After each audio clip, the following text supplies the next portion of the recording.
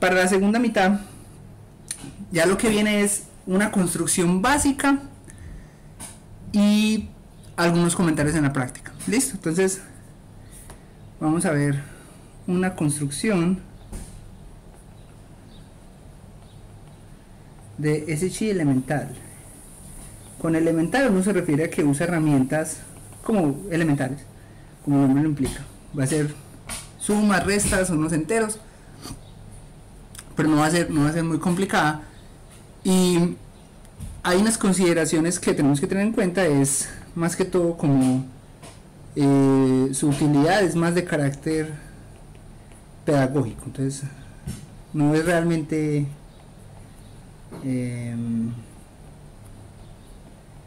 pedagógico, no es muy ineficiente, no es muy eficiente, es ineficiente, pero digamos nos sirve para ilustrar cómo es que funcionan las otras. Entonces pero tiene ciertas relaciones con las construcciones más eficientes. Entonces el espíritu sí está.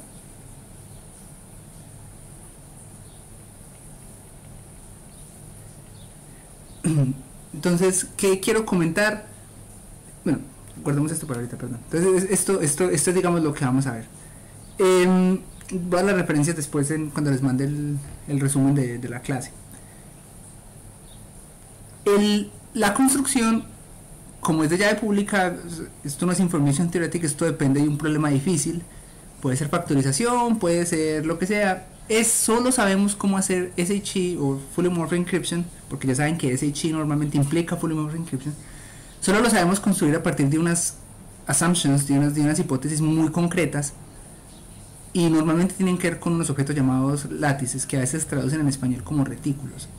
Y realmente todas las construcciones que conocemos son a partir de esto. Esta que vamos a ver tiene el mismo espíritu, y todos los problemas computacionales no son tanto como resolver logaritmo discreto o cosas como factorizar números grandes. Los problemas tienen que ver con algo que involucra un concepto de ruido. Entonces, como dado algo que normalmente es muy fácil de hacer, cómo resolver eso, pero cuando hay ruido, como cuando las cosas están un poquito perturbadas. Este problema que les voy a mostrar tiene esa forma, y va a ser igual a los problemas que se usan en látices de verdad, también tienen esa misma forma. Es como un problema difícil que normalmente es fácil, pero que con ruido resulta que se vuelve difícil. En látices va a ser resolver sistemas de ecuaciones lineales, por ejemplo. Resolver un sistema de ecuaciones lineales es trivial, pues bueno, es fácil con un algoritmo cualquiera como el de Gauss. Pero si le agregas ruido a las entradas, con ruido literalmente las perturbas. Algunas entradas se corren un poquito, resulta que ya es muy difícil. Entonces, el problema aquí va a ser parecido. El problema aquí es lo que llama uno el approximate GCD.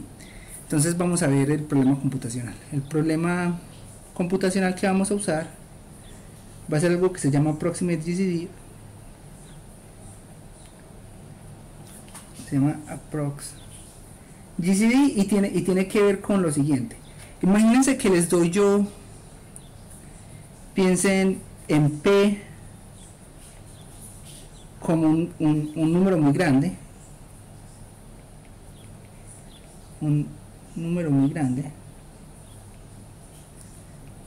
grande me refiero a en el orden de 2 a la 128, o sea, una cosa con 128 dígitos en expresión binaria, y les doy varias multiplicaciones de ese elemento por varios factores, y les doy los yes. Les doy esto, ¿sí? Y les pido encuentren P. Les doy todos estos yes y les pido encuentren P. ¿Cómo encontrarían P?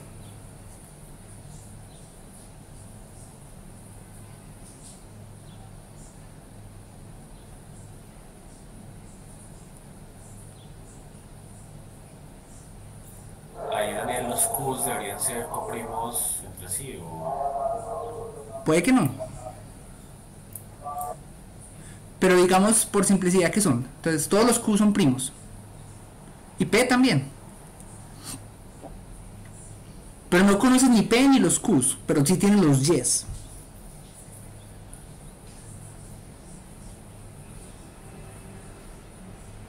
¿Cómo encuentras P?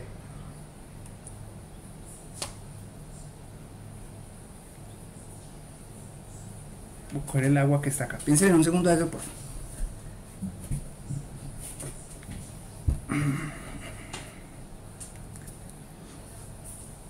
Más, por simplicidad, piensen que tengo dos. Y sí, los P y los Q son primos, y solo tengo dos. Y les doy los Ys.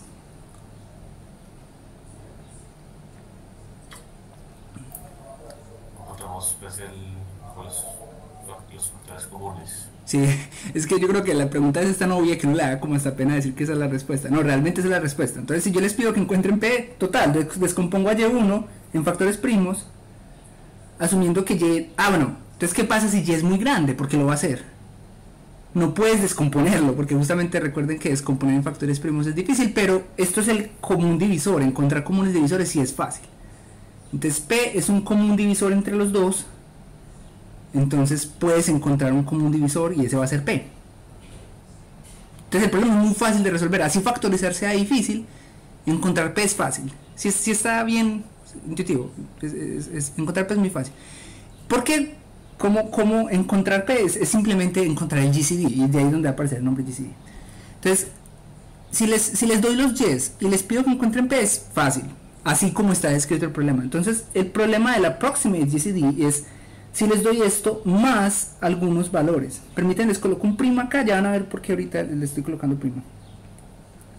Donde estos RIs son pequeños. Entonces, yo creo que en el ejercicio, uno de los ejercicios va a ser, cuando digo pequeños, pues realmente acotarlos, escribir cuáles van a ser las cotas, pero por el propósito de esta discusión, piensen muy pequeños, mucho más pequeños relativo a P y Q. P y Q son muy grandes y LR son muy pequeños en relación a P y Q. Y eso es ya lo que les doy. Entonces los YESA son estas versiones perturbadas o con noise, con ruido, de P por Q. Y resulta que ya el problema es mucho más difícil. Tan difícil que hay razones para creer que es un problema que podemos crear criptografía a partir de eso. O sea, ya creemos que dados Y encontrar P es difícil. Entonces esta es la hipótesis. Assumption. Dados Y sub 1 hasta Y sub n como arriba, encontrar P es difícil. Si no tuviéramos el ruido es muy fácil, insisto, es el GCD. Así factorizar sea difícil, es el Greatest Common Divisor. De hecho solo necesitas dos. Pero si tenemos ruido ya no es tan fácil. Entonces esa es como la idea. Quiero insistir, con látices, que son las construcciones que realmente se usan en la práctica, el problema es similar, excepto que lo que tienes es un sistema de ecuaciones lineales. Un sistema de ecuaciones lineales con ruido, con un poquito perturbado. Y resulta que así sea sobredeterminado el problema, es difícil. Bien, entonces, ¿alguna duda con el problema que vamos a usar? Obviamente me tienen que creer de que es difícil. Pues no, aquí no estamos discutiendo si es un problema difícil o no, pero es más como esta es la definición del problema en la que vamos a basar la criptografía. Entonces, el sistema de encripción va a funcionar de la manera siguiente. Veamos la generación de llaves. La generación de llaves, la llave pública, van a ser estos Ys. ¿Sí? Y muy importante es que vamos a tomar cada Y como P por Q sub I más, recuerden que yo había escrito RI', es porque el RI en realidad lo vamos a tomar par, tiene que ser par. Esto es lo que llamamos el RI'. Entonces el RI realmente va a ser el RI' después de dividir entre dos. Quería reservar el no prima para este. ¿Sí? Entonces los vamos a tomar un poquito estructurados, pero aún así se puede reducir el problema original. Esa es la llave pública. Y la llave privada va a ser P. Yo sé que estoy dejando muchas cosas de por lado, es P primo, no es primo. Ahorita les decía que sí, resulta que no tiene que ser, solo tiene que ser impar. Los Q son primos o no, esos detalles yo creo que los vamos a ver en un ejercicio, aún no sé, porque como ya venimos por la parte de decir no, de hecho no sé si vale la pena entrar en tanto detalle, pero aún así pues quiero que nos enfoquemos como en la idea general, ¿sí? Los R son muy pequeños, P y Q es muy grande y son impares, pero que primos o no, esos detalles no, los estamos ignorando por ahora. Esa es la generación de la llave. La encripción. Recuerden que nos estamos enfocando en mensajes que son simplemente bits. Un pequeño paréntesis, toda la sesión anterior que tuvimos, si se ponen a pensar, no depende en que sean bits. El módulo puede ser cualquier cosa. La construcción que vamos a ver acá sí es específicamente para bits. Entonces está asociada a este 2. De hecho este 2 es porque estamos trabajando con setados. Para encriptar un bit con la llave secreta, dado B, que es un bit, lo encriptamos de la siguiente manera. Lo vamos a encriptar concretamente como la siguiente expresión: sobre los enteros. Todos estos son enteros y si ven, no estoy escribiendo módulo nada, porque no hay módulo nada, o sea, realmente son enteros. Los estoy sumando y esa es la encripción. Y la encripción va a ser el bit más una suma de un subconjunto aleatorio. S es un subconjunto de n aleatorio. Es decir, recuerden que esta notación una vez la usábamos para los elementos de 1 hasta n. Entonces, para encriptar, tomamos un subconjunto aleatorio y sumamos los y sub i's aleatoriamente. ¿Sí? Y a esto le sumamos también, aparte, como otro de estos términos, pero nuevo. Entonces, entonces hacemos lo siguiente: muestrear S, subconjunto de n, y R pequeño.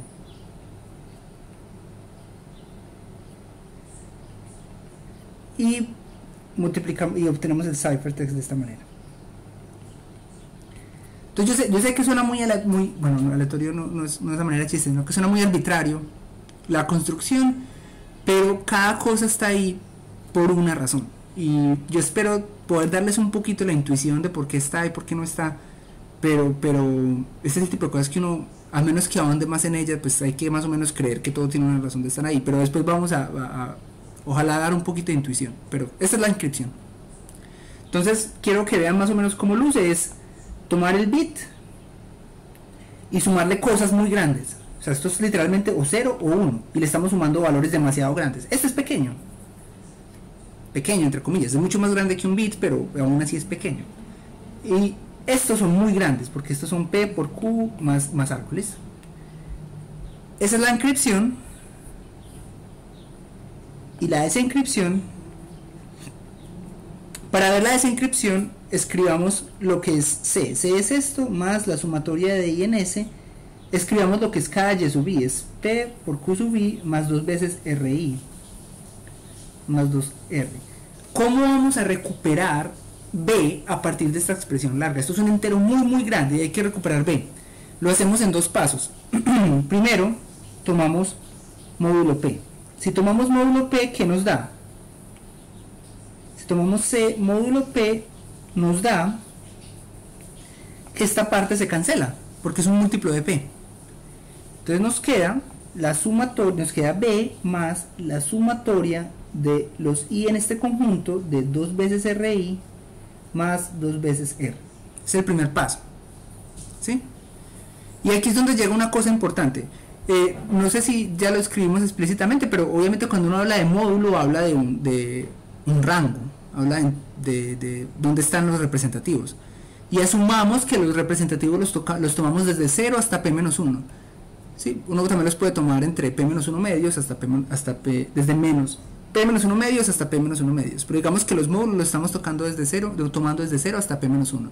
Eso quiere decir que esto es un entero que pertenece al rango desde 0 hasta P-1.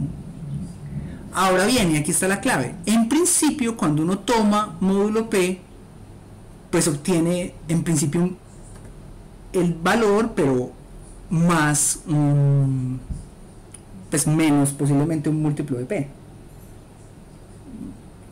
O sea, cuando ustedes toman módulo P les queda algo menos posiblemente o más un múltiplo de P. ¿Sí? Pero yo afirmo que aquí no nos va a quedar ningún múltiplo de P, siempre y cuando este término que tengamos acá sea pequeño. Y lo es. Entonces, como este valor es pequeño, porque cada RI es pequeño, si ustedes toman un bit y le suman algo pequeño, van a seguir en el rango desde 0 hasta P-1. Entonces la reducción módulo P no hace lo que uno llama en inglés el wraparound, o no llega hasta el tope para devolverse. En particular, la reducción módulo P sí me da exactamente ese entero que está ahí, no me da un múltiplo, no me da eso más un múltiplo de P, sino que me da exactamente eso, ¿sí está claro? Entonces, pequeño, entonces implica que no hay lo que uno llama wraparound, que no hay reducción módulo P. En particular tenemos ese entero, tenemos B más un montón de cosas. ¿Cuál es el paso número 2? Es a ese valor que acabamos de obtener, que es ese valor de arriba, le tomamos módulo 2. Porque si ven, este módulo 2 nos va a eliminar toda esta parte, porque son múltiplos de 2 y nos da justamente ¿qué? Nos da B. Esto no es cierto si estos R's no fueran pequeños. Si estos R's fueran muy grandes, cuando tomas módulo P no te queda esto menos un múltiplo de P. Y cuando tomas módulo 2, te queda esto también módulo 2 y esto te daña B. O sea, no puede no quedarte B. Porque esto no necesariamente es par. Esto puede ser impar. Entonces, sí está bien ahí más o menos la idea. Así desencriptas B. Entonces ya espero que se den cuenta que hay un concepto de qué tan grande puede ser el error. Si el error es muy grande, si este R se vuelve muy grande, esto se nos devuelve, nos queda un múltiplo de P y ya nos daña la desencripción. Entonces ahí ven ya que hay una idea de solo puede ser somewhat, porque ese error tiene que ser acotado. Esa es la desencripción. ¿Qué hay de la evaluación? Vamos a ver cómo hacer sumas y cómo hacer multiplicaciones. Entonces, sumas, resulta que es muy fácil, es simplemente sumar. Eso es raro, normalmente en los sistemas de encripción a veces sumar no es sumar, multiplicar no es multiplicar, pero acá es literalmente multiplicar. Entonces, dado dos encripciones, dada una encripción de un valor 1, que recuerden es el bit más la sumatoria sobre un conjunto aleatorio de los y sub i, más dos veces un R que está elegido para este 1, y dado otra de estas,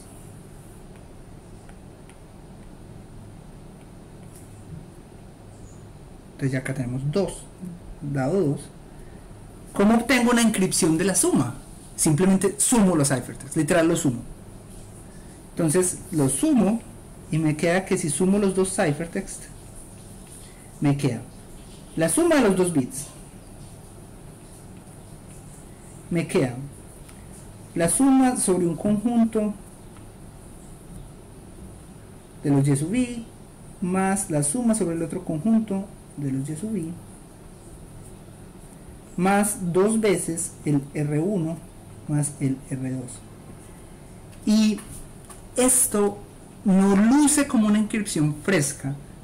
No es una encripción fresca porque para que sea una encripción fresca, este R tiene que tener cierto tamaño y este R1 más R2 es ligeramente más grande porque es la suma de dos cosas pequeñas, ligeramente más grandecito.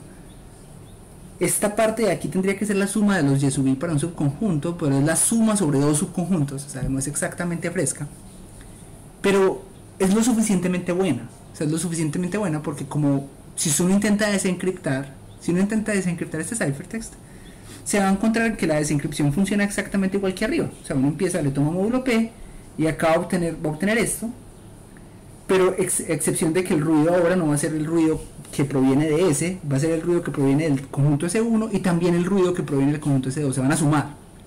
Entonces, les dan una intuición ya de que cuando uno suma dos ciphertext, ya el ruido creció un poquito.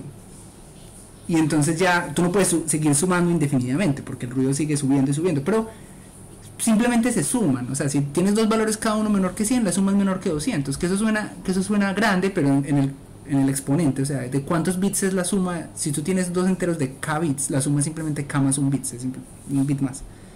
El problema es el producto. Entonces la suma funciona así, y siempre y cuando los R sean lo suficientemente pequeños puedes hacer muchas sumas y aún así desencriptar.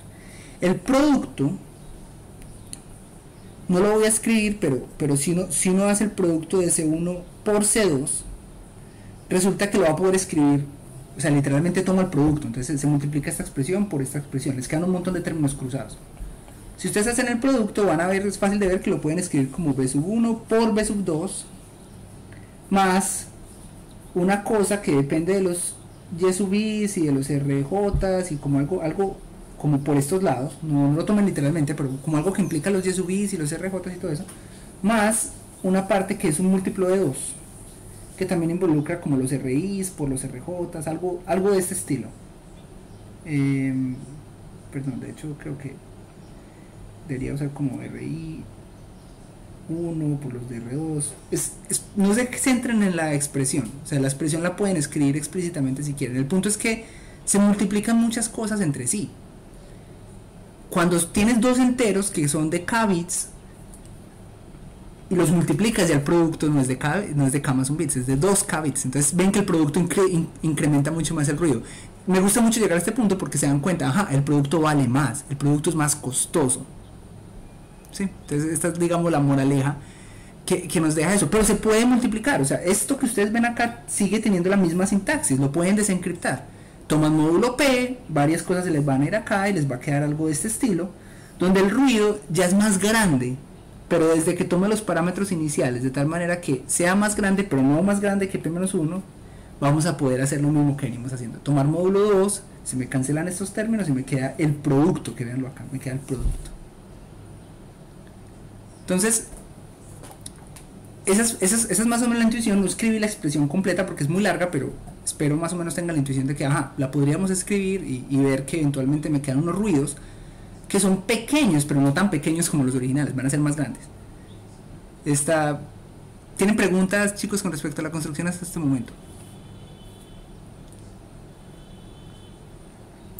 Tal vez con los conjuntos S. Sí. Los que tan grandes tienen que ser, hay alguna restricción. Muy buena pregunta, y de hecho estaba pendiente de darles una pequeña intuición sobre este conjunto, porque existe y lo demás. No, es un conjunto aleatorio.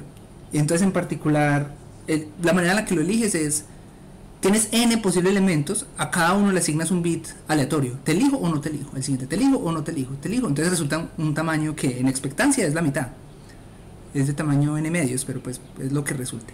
¿Por qué existe este conjunto? Una pequeña intuición, pero no quiero ahondar en mucho detalle. Una pequeña intuición es que recuerden muy atrás, bueno, de hecho ni siquiera lo anoté, muy atrás les dije que de llave secreta se obtiene llave pública si uno tiene un montón de inscripciones de cero. Y les dije que pues es muy ineficiente porque si uno tiene, para cada inscripción necesita una inscripción nueva de cero, pues la llave pública tiene que ser tan larga como las inscripciones que quieres generar. Algo que se usa en la práctica es que uno tiene unas cuantas inscripciones de cero, unas cuantas, muchas, pero no infinitas en principio, cuantas quieres generar, y cada vez que quieres generar una nueva inscripción tomas un subconjunto de esas llaves públicas, un subconjunto aleatorio, y lo sumas, y eso resulta que es casi tan bueno como una inscripción nueva de cero. Eso es una propiedad muy importante que utiliza un lema que se llama el leftover hash lemma. De pronto se lo van a encontrar en otro contexto, de pronto no, pero en palabras lo que dice es, si ustedes tienen, en este contexto, si ustedes tienen varias inscripciones de cero y toman un subconjunto aleatorio y lo suman, eso se ve como una inscripción fresca de cero. Y si toman otro subconjunto, se ve como una nueva inscripción fresca de cero, fresca, nueva, o sea, es como si alguien tuviera una nueva inscripción de cero. Entonces, a partir de un número limitado de inscripciones de cero, es una manera de generar nuevas inscripciones de cero. Y si ustedes ven los Y sub i, los Y sub i son inscripciones de cero. ¿Qué es una inscripción de cero? Una inscripción de cero es poner acá, en vez de B, pues poner cero. Y si ignoramos este término es... los Y sub i son inscripciones de cero donde el subconjunto es simplemente un elemento. Cada Y sub i es una inscripción de cero donde el S es simplemente I. Entonces es la interpretación, esta suma sobre un subconjunto existe porque es la manera en la que generamos muchas inscripciones de cero nuevas a partir de unas inscripciones de cero limitadas. Pero espero que vean que la llave pública es en efecto un montón de inscripciones de cero. Eso es lo que es. O sea, de aquí es difícil ver la interpretación, pero estos Y son un montón de inscripciones de cero. Simplemente algo de la intuición. No es de mucho entrar en detalle. Eso es un ejemplo. Este sistema donde está, es difícil ver que es bootstrapable. De hecho, es difícil ver qué significa. El algoritmo de desencripción es un circuito raro. Hay que tomar módulo P y luego hay que tomar módulo 2. Este algoritmo como tal no es bootstrapable.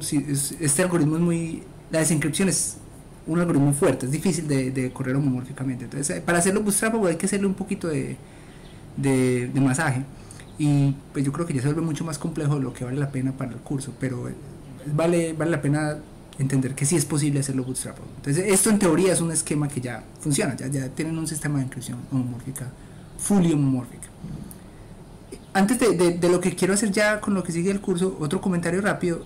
Este esquema es muy ineficiente por muchas razones, pero entre ellas quiero que vean algo muy absurdo. Yo la primera vez que vi esto me parecía esto tan ridículo, y es, por cada bit que queremos encriptar tenemos, el ciphertext es un elemento gigante. O sea, cada bit es un elemento chiquito y el ciphertext es una cosa grande. Esto es sin precedentes. Esto no pasa en otros esquemas que ustedes han visto. Cuando uno utiliza AES, la encripción de un bloque normalmente tiene el mismo tamaño. O cuando encriptan, o un tamaño similar. Cuando encriptan con RSA también es similar el tamaño. Pero aquí se crece por mucho, por demasiado. Entonces, uno de los retos grandes de FHI es cómo hacer que este factor sea mucho más pequeño.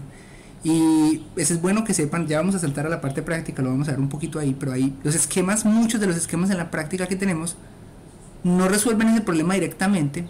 Es decir, cada bit, cada plaintext es muy, si el plaintext sea muy chiquito, el ciphertext va a ser muy grande, pero la solución que ellos encontraron es, vamos a poder encriptar muchos plaintext al mismo tiempo. Entonces uno va a encriptar una lista de plaintext que ya es grande, y el ciphertext no va a crecer proporcionalmente. El ciphertext va a ser casi del mismo tamaño, y las operaciones homomórficas pasan sobre cada uno de estos plaintext que tienes. Piénselo como una GPU, como una tarjeta de video. Entonces vamos a operar sobre varios valores al mismo tiempo, y esa es la solución que tenemos en FHI hoy por hoy. Es decir, no encriptas un bit, tú no encriptas un solo bit, encriptas 128 bits al mismo tiempo, y el ciphertext es grande, pero bueno, al menos el plaintext es grande también.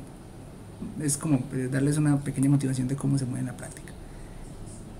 Les quiero mostrar las consideraciones prácticas. Entonces, ya como para terminar, antes de eso, chicos, hay alguna pregunta de esta construcción, de estos comentarios que les he hecho, de todas estas cosas. Hernán, ¿estás hablando o subiste sin querer? Perdón. Sí. Yo no sé si se me perdió, de pronto ya lo mencionaste, pero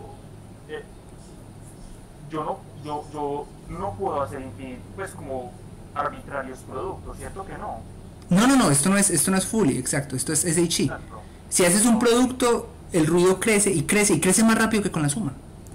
Entonces solo puedes hacer unos cuantos, para seamos concretos. Si P tiene 128 bits y si K tiene 10 bits, cada vez, perdón, K no, R, si los R's son de 10 bits, que son mucho más pequeños, cada producto me lo sube por 10 más, 10 más, solo puedes hacer casi que 12 productos. Cuando llegas a los 12 productos ya acabaste, no puedes seguir haciendo porque se te devuelve. Perfecto, sí, estamos evitando el wrap around. Correcto, esa es la idea. Listo. Entonces, ¿qué pasa ya? Vamos a... Ven, Nicolás, Luis, ¿alguna pregunta? ¿Está claro y bien todo hasta acá? Súper. Quiero mostrarles concretamente algunas cosas, algunas consideraciones. Esta es la página de Homomorphic Encryption en Wikipedia. La verdad está bien, es una página bastante chévere, les da una buena idea. Hay una primera generación, una segunda generación, una tercera, bueno, y sirven para varias cosas. Varios esquemas diferentes sirven para varios propósitos diferentes. En general, la generación 1 son como las originales, pero tienen un ruido que crece muy rápido. La generación 2, estos son nombres que se van a encontrar muchos, si siguen leyendo, BGB, BFB, son un poco más, digamos, prácticos y más enfocados en la parte de que el ruido no crezca tanto, y son basados en estas cosas que yo les decía de látices, ¿sí? Entonces, están bien. Y por último, tenemos ya una construcción que el ruido crece todavía mucho menos rápido, pero tiene otros problemas. En particular, por ejemplo, tiene este problema de que no se puede hacer este packing, esto de tener varios bits en un solo ciphertext. Esto no se puede hacer con estos últimos, pero tiene otras ventajas. El bootstrapping es mucho más rápido, por ejemplo. Y la generación 4 es muy interesante. Hemos hablado hasta ahora de encriptar bits, y en la práctica pues la gente encripta bits. Otra manera es encriptar módulo P. Pero en la práctica, esta discusión la tuvimos con MPC, en la práctica, ¿qué tipo de cómputos te interesan? En la práctica no te interesa necesariamente módulo P, ¿cierto? Módulo 2 está bien, pero módulo 2 es un problema porque cuando quieres sumar dos enteros hay que escribir el circuito módulo 2 con todas las AND gates y las XOR gates, eso es muy complicado. En la práctica, quieres por ejemplo hacer machine learning o hacer estas cosas y escribir eso en bits es muy difícil, escribirlo en módulo P no sirve. En MPC, recuerden que teníamos esto de bit decomposition, pero eso en FHE es muy difícil. Entonces lo que hacen, hay un esquema muy chévere que se llama CKKS, que trabaja directamente sobre los complejos. Es una de las pocas cosas en criptografía que trabajan sobre dominios continuos. Es muy chévere y soportan de manera nativa operaciones sobre los reales. Entonces esto es normalmente lo que utilizas en esos contextos. Pero es mucho más limitado que MPC, es mucho más poderoso en el sentido de que es no interactivo, envías un ciphertext y ya, pero es mucho más limitado en que las operaciones que toleras realmente sí son sumas y multiplicaciones y ya, y todo lo demás tienes que construirlo a partir de eso. Bien, entonces en la práctica hay gente que ha intentado implementar, y solo quiero hablar, esto por cierto no incluye no apoyo ninguno por encima de otro, yo no tengo preferencias, no trabajo en esto, pero son cosas que son populares. Entonces Glib es una de las primeras implementaciones, y como ven pues soporta VGV, que es de los de la segunda generación, y CKKS no soporta estos otros. Y Microsoft Seal bueno, Seal es una librería de Microsoft que es buena tener en cuenta, es bien optimizada, pero yo creo que en este punto, según entiendo, también está un poquito ya desactualizada. En particular no tiene estos últimos que son, digamos, tienen otras ventajas con respecto a los otros. Es bueno que sepan que existen, son implementaciones, por cierto, es decir, ustedes pueden ir y escribir código en ellas y ver cómo pues obtener los ciphertexts, enviarle los ciphertexts a un amigo, una amiga que quieran, y allá pueden correr el mismo código y desencriptarlos. O sea, realmente son implementaciones de esos esquemas. ¿Cuáles son los que medio quiero tocar hoy? OpenFHE es más reciente, es una iniciativa pues de varios institutos y es mucho más comprensivo.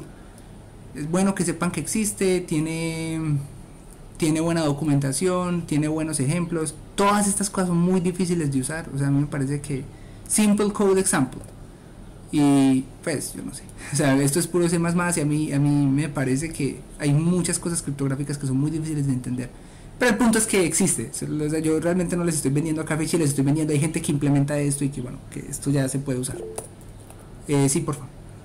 Daniel, esto solo tiene entonces habilitadas las operaciones del criptosistema. O sea, mi pregunta orientada si no hay nada parecido como en PSPX, donde bien, vamos para allá. Entonces estos son tal cual lo que tú dices, estos son de muy bajo nivel, según entiendo. Por cierto, todo lo que les digo tómenlo con cuidado, porque pues puede ser que haya gente que haya escrito cosas que yo no estoy enterado, pero estas, como lo que entiendo, son sumas, multiplicaciones, rotaciones que tienen que ver con esto de si tienen un texto plano, que es un vector, porque les comentaba que uno en la práctica encripta vectores cuando se pueda. Uno quiere a veces manipular, como moverlos, y moverlos es muy difícil en FHE, pero hay una operación clave que uno puede hacer y es rotarlos, es decir, moverlos, hacer un shift y traer el último al comienzo. Eso sí se puede, pero aquí te toca hacerlo a mano. O sea, tú como implementador sabes que esas son las operaciones que tienes y tienes que tratar de hacer lo que puedas con esas operaciones. Entonces, tal cual, y acá abajo se están desencriptando y pues y lo demás. Échenle, mírenla si les suena, o sea, es interesante saber que existen, y yo nunca he trabajado con esos, pero es bueno porque es bueno saber que uno puede ir a escribir aplicaciones hoy por hoy. Una que me llama mucho la atención recientemente es bueno, por cierto, hay una implementación también de CKKS, que es la de números complejos, que también es importante conocerla.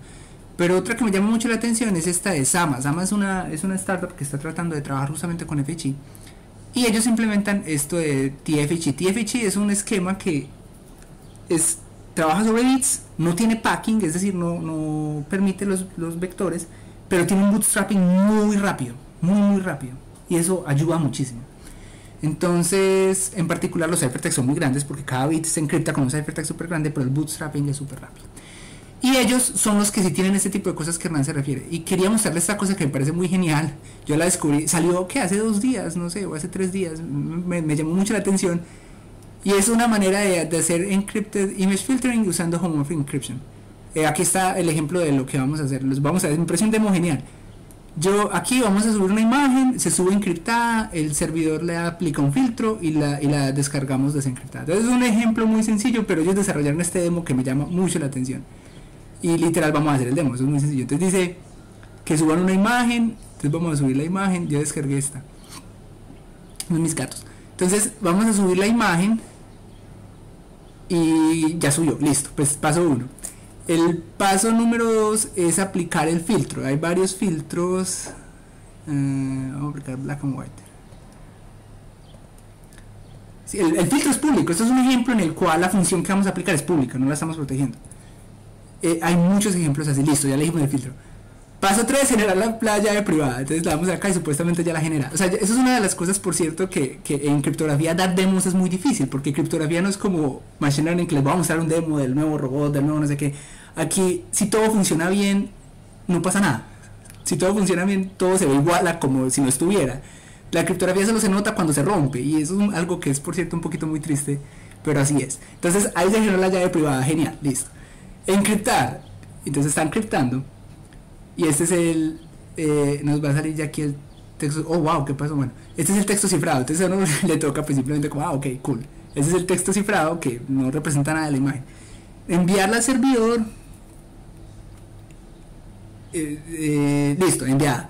Y correr la encripción de fecha. Entonces de nuevo, el demo es un poquito bobo, pero realmente está pasando. O sea, el código, ellos tienen el código abierto de esto y realmente está haciendo los pasos.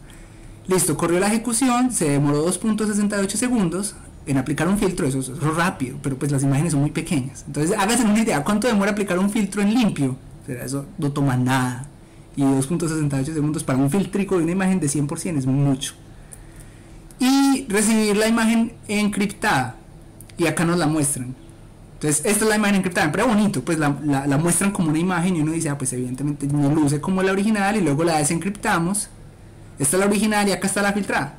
Y a mí me parece muy chévere porque es uno de los primeros demos. Un pequeño comentario es que en nuestro campo casi no tenemos de estos demos, porque pues también se ven como bobos, uno diría, pero yo creo que para la audiencia externa estas cosas se necesitan mucho, y yo creo que hay mucho espacio para construir demos así.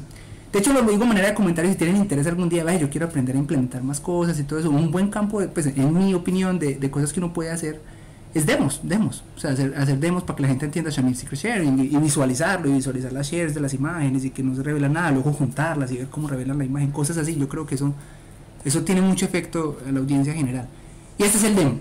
Entonces me parece muy chévere, y eso lo construyen con un framework que ellos tienen que se llama ConcreteML. Concrete sin el ML es un framework que ellos tienen para escribir código en Python que se compila en FHI, y tienen otras, como preguntaba justamente Hernán, tienen otras funciones. Entonces ya no solamente adición, multiplicación, sino que tienen comparación y todo, porque sobre bits. Cuando trabajas sobre bits puedes hacer todo, porque tienes el acceso a los bits individuales. Entonces, bueno, vayan, mírenlo si quieren. Tienen todo lo que uno necesita para trabajar, y es en Python. Eso, pues, el programa high level lo escribes en Python. El motor por debajo que corre el protocolo, perdón, la encripción como tal es, a ver si la encuentro, está escrita en Rust, es esta. Esta es la que corre como tal el protocolo. Tienen dos repositorios, uno para escribir el código en Python que se compila a bytecode, y luego este repositorio es el que ya ejecuta el bytecode. Y tienen Concrete, que es solo para escribir programas básicos, y tienen ConcreteML, que lo sacaron hace muy poco. Y bueno, este dice hace 2 months ago, pero sacaron digamos, las aplicaciones hace poco. Esa página, por ejemplo, la sacaron hace poco. Y este sí es de escribir aplicaciones, como ven acá, pues utilizan sklearn y hacen logistic regression, y acá simplemente dicen FHI execute y ya de repente mágicamente todo corre en FHI. Entonces me llamó mucho la atención, es chévere estar al tanto de esto. Me gusta, es bueno que sepan que esto existe.